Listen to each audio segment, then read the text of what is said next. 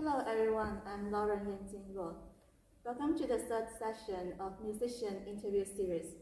Today is my honor to have Kong Quartet to share their music learning experience, their life as a professional quartet, and also give us some advice on music learning.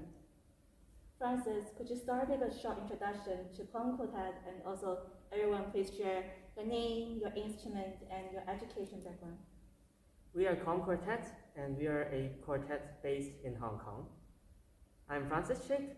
I did my bachelor's degree in the Eastman School of Music and my master's degree in the Royal Academy of Music.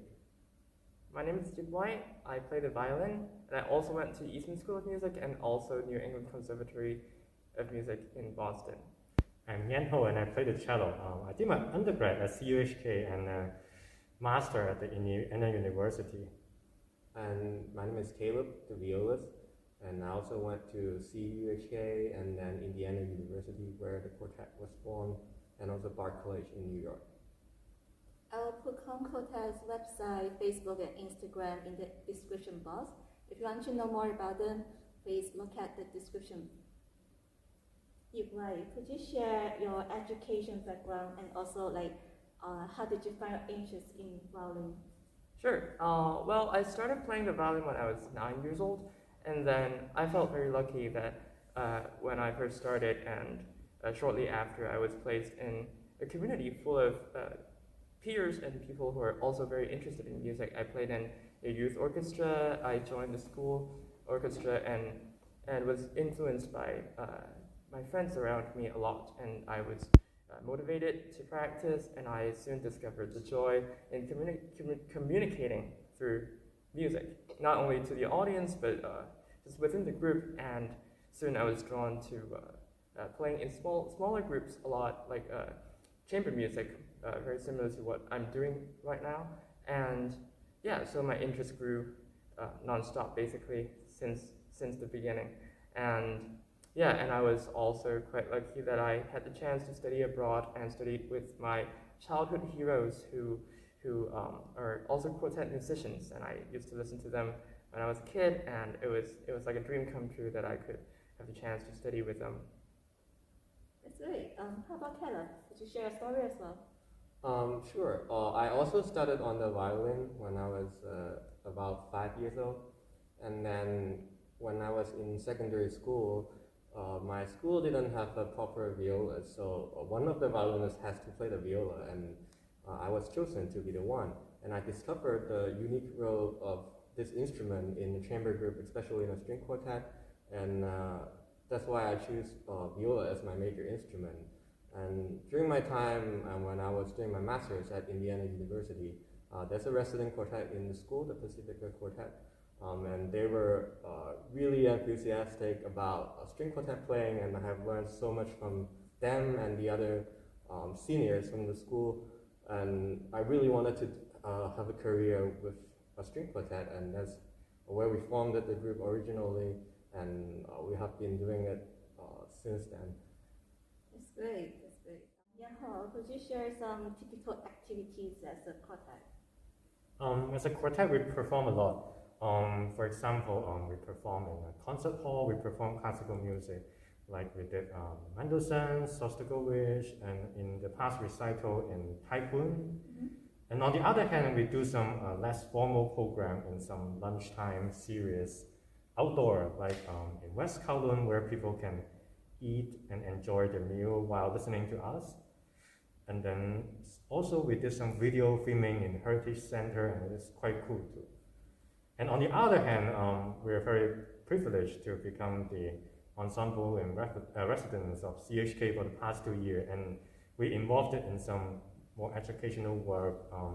We gave masterclass coachings to chamber music students here, and then most part of the work we here is to perform the CHK composers' work. And then we make recording and premiere them, and then communicate with the composer that are living with us in the same generation. Yeah, Caleb, could you share some other activities as a quartet as well? As a quartet, besides playing a lot of music together, we spend a lot of time dealing with logistics and things as well. as simple as things like choosing the music and arguing what the repertoire are, to things like arranging travel, because especially, as a quartet, we travel a lot to perform in different places. And under the COVID situation and the travel restrictions, there are a lot of documents and things that we have to deal with all the time. And then we also have to, because as a quartet, we're not a big organization like an orchestra and things, we have to contact with different people, meeting up with donors, and dealing with all kind of financial issues. And yeah, we are almost like an advertisement agent that's selling ourselves to different people, hoping to play more concerts. And we also spent a lot of time making videos and managing our social media in the past year. Because of the COVID, live performances were limited, and we have been exploring different ways to have contacts and interaction with our audience. Sounds to be a quite busy job. Yeah. So talking about the job, Francis, could you share a happy moment of your job? One of the happy moments is when we, with our original member Camille, went to the Madeline Island Music Camp. So we spent a few weeks in a very beautiful island in America. No Wi-Fi, lots of music, and a busy schedule. And I got to work with Jan Ho's teacher, Peter Stump, and also the Dover Quartet. And it was a very great experience to be a teaching assistant under their guidance. And we all learned so much, and we made a lot of friends there, and it was just a wonderful experience knowing other players from different parts of America. Yeah, that's quite interesting as well. And how about the most challenging part, Yanko? Could you share with us? I think most challenging part there are the musical aspect, because as a quartet, such a delicate ensemble, we need to understand and digest the music and think in a kind of a similar way in order that we could execute it like more unified when performing. So we spend a lot of time doing research, listen to recording and rehearse and discuss every phrases or every section to make the whole work more in a big picture and then more decent. So there are a lot of time we need to spend behind. Another challenging thing, just as Francis mentioned, the Dover Quartet, actually being a performer, the monetary return actually is not quite comparable to the time you spend. I remember the Dover Quartet mentioned, like, even though they're now the most performed quartet in the world, if they like just divide it to the hours of rehearsal they spend on, it's just a few cents of hourly rates. So you need to be very enthusiastic and really love the music that you are doing, so that you feel like very fruitful after doing that. Yeah, what do you see the quartet in 10 years? What could you share with us? 10 years is a very, very long period of time. And sometimes the quartet receives different engagements, and sometimes very last minute, and then each engagement actually sometimes brings us to a slightly different direction. So it's very hard to predict what will happen exactly in 10 years. But we welcome all the new challenges and all the new directions or small detours that we took. But anyways, by 10 years later, I hope that you would have the chance to collaborate with as many people, artists, contemporary artists, or composers as possible. And I really hope that the quartet could bridge between this long line of heritage of great string quartet writing all the way from the 1700s, to the modern day. And we hope to be the bridge between that and bringing out contemporary art and messages that are relevant to the world and the current society, and also through exploring all the repertoire and new collaborations, we hope to show our audiences and also show them what makes the string quartet so special, and hopefully our audience can grow and learn together with us. That sounds great.